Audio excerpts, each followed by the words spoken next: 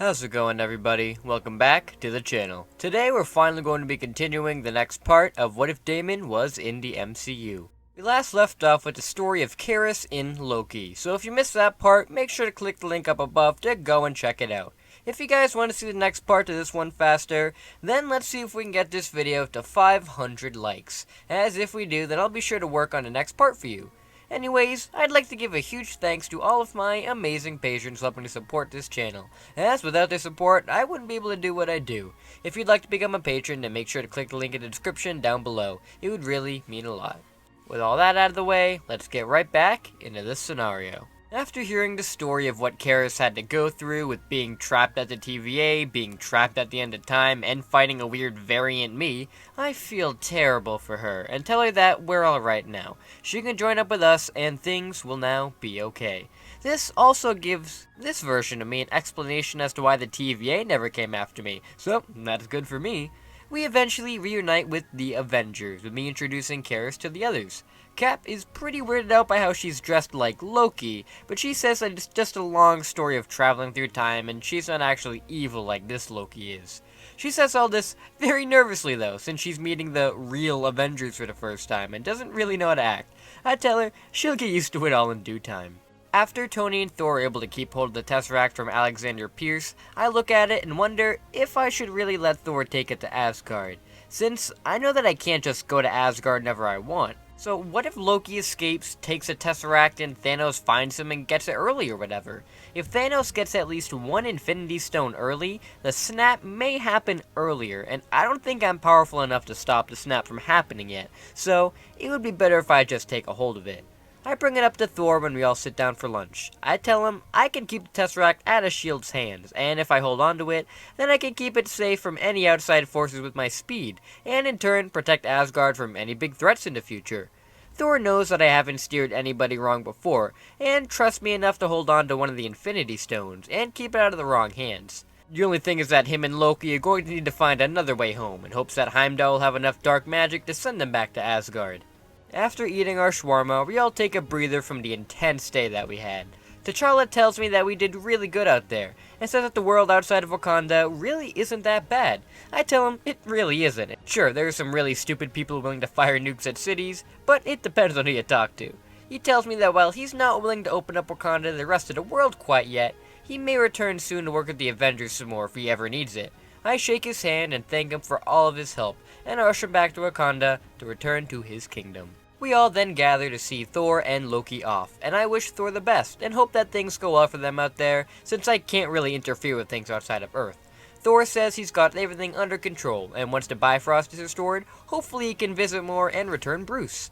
Thor and Loki are transported back to Asgard, and all of us Avengers see each other off. Karis and I return back to our apartment, and get some much more needed rest, and talk to each other about the rest of the things we've been through while we were away. I hate to hear how Sylvie is dead, and am pretty concerned about the variant me running around. Karis tells me that it's not me, but somebody named Rush Hour, and he can pull a flash and run all through time. He destroyed the TVA, so who knows what kind of tech he has access to now. I'm mainly concerned on how they could use their powers inside the TVA to begin with, as that really shouldn't be possible. Did Rush Hour and Sylvie really destroy the TVA so much that they're able to access their powers?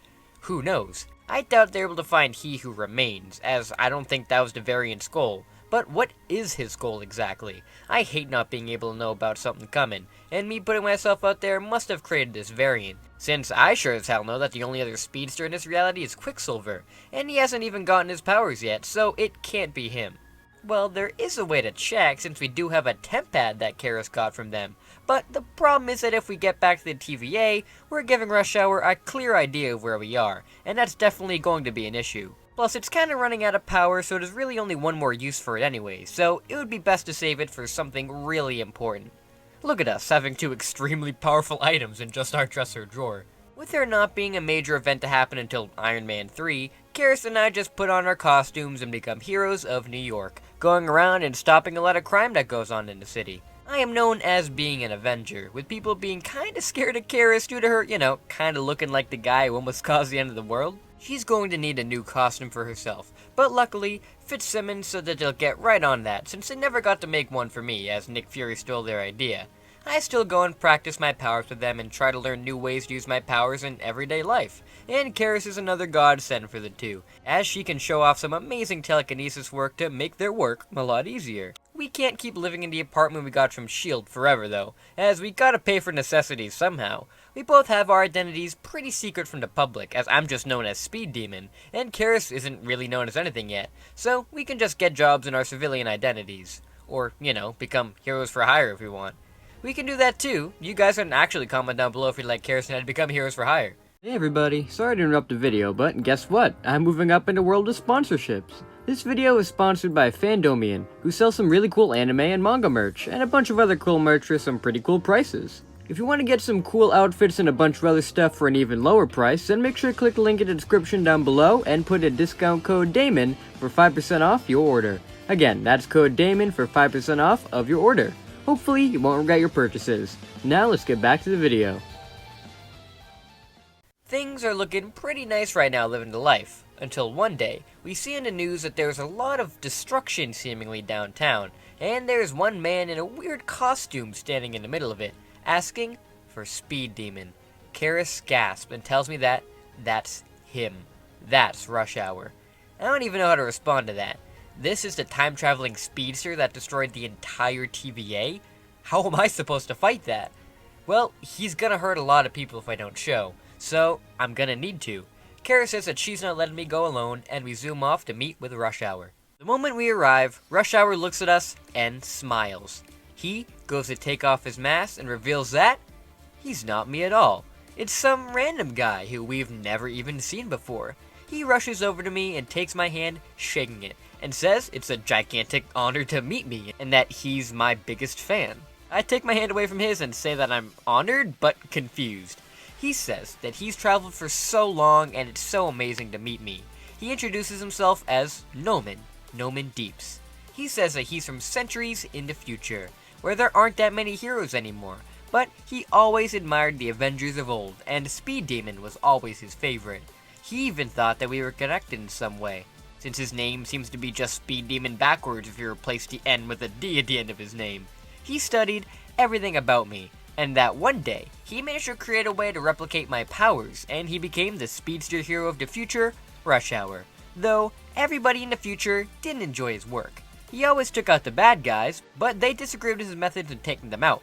He scared people, and he thought they were so ungrateful for how he saved them, and they turned against him. He got so sick of it, that he decided to just run back in time and get advice from me to see how I was able to win the people over to my side.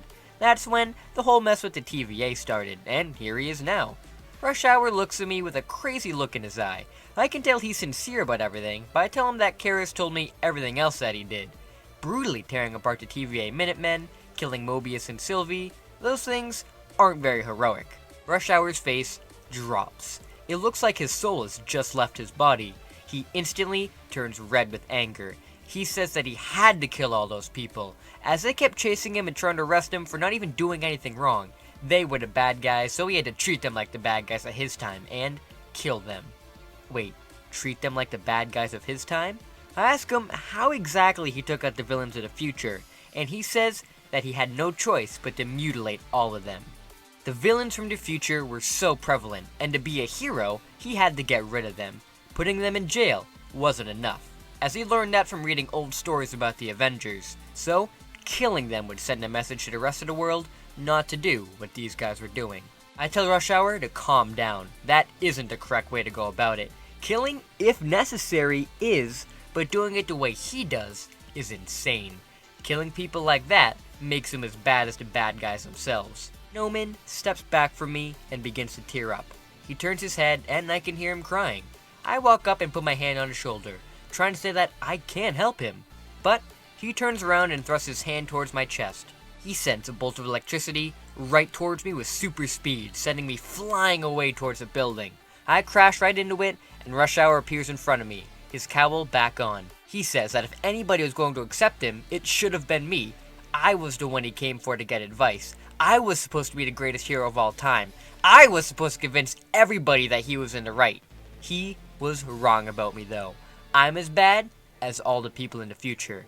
I tell him to just shut up, that I'm trying to help him. But he appears behind me, too fast for me to even comprehend, and he shocks me again, sending me towards another building. He then begins to rush all around me and beat on me some more, yelling about how I failed him. I try my best to counter, but he's moving way too fast. Even at my top speed, I'm nowhere near fast enough to match him. He can apparently use electricity too, like Miles Morales, to shock me. As I get shocked so much, I can barely even stand anymore. He stops in his place eventually, and is thrown far away into the air. Karis runs up next to me, saying she's so sorry. He was moving so fast that she couldn't grab him at all. She says that we need to get out of here now before he kills me, and I try to stand up, but I can't. I think I have a few broken bones, as it hurts so much to move. Rush Hour appears again and knocks Karis away from me. Karis is able to stop herself with her telekinesis and begin to throw various cars and energy at him. Rush Hour, of course, dodges all of these and shocks her with a Venom Blast too, making her collapse. Karis is still pretty durable, but not as durable as a speedster, so she falls unconscious immediately. Seeing her fall gets my adrenaline pumping, and I stand up, speeding over, crashing into Noman to get him away from Karis. Noman grabs me and uppercuts me right in the jaw, putting me right back down. He stares at my battered body and prepares a Venom Blast to presumably kill me. I look at him in fear. I don't want to die yet. I can't let it all end like this. Noman looks at me and hesitates. The Venom Blast dissipates in his hand, and he screams in the air with such force that it shakes the area around us. He's tearing up again, and he points at me saying that he's a better hero than I ever will be. He's faster and stronger than ever, and he's going to prove to this time that he's the better hero and a better inspiration to all. He'll see me again, and he speeds off. Knowing that I'm not going to die today, I let myself fall unconscious. I wake up later back in S.H.I.E.L.D. headquarters with Karis by my side, still asleep. I speed next to her, asking if she's okay, and Simmons shows up to quickly say that she's still alive, but just needs some more time to recover. Luckily with my speed healing, I was able to heal my broken body, but she's not like me, so she'll take a little longer. Fitz asked me if I knew who that guy was, and why he didn't kill me. I tell him that he was just a madman from the future. He wants to be better than me, and he already proved that today. He had so many unique powers that I don't, and who knows what he's going to do now. I need to stop him. He said that he was able to replicate my powers that I originally had. Well, it's time for me to train up now and see if I can get those powers a lot faster than originally intended. And that's where we're going to be leaving things for right now. Hope you guys enjoyed the newest part of this What If. And with this part done, we're finally done with the first phase of the MCU. In the next part, we're going to be tackling phase 2, and seeing if I really can become faster than Rush Hour. If you guys want to see that faster, then make sure to like this video so if we can hit that 500 like goal, I'll begin working on it right away. Thank you all so much for watching, and until we meet again. See you later!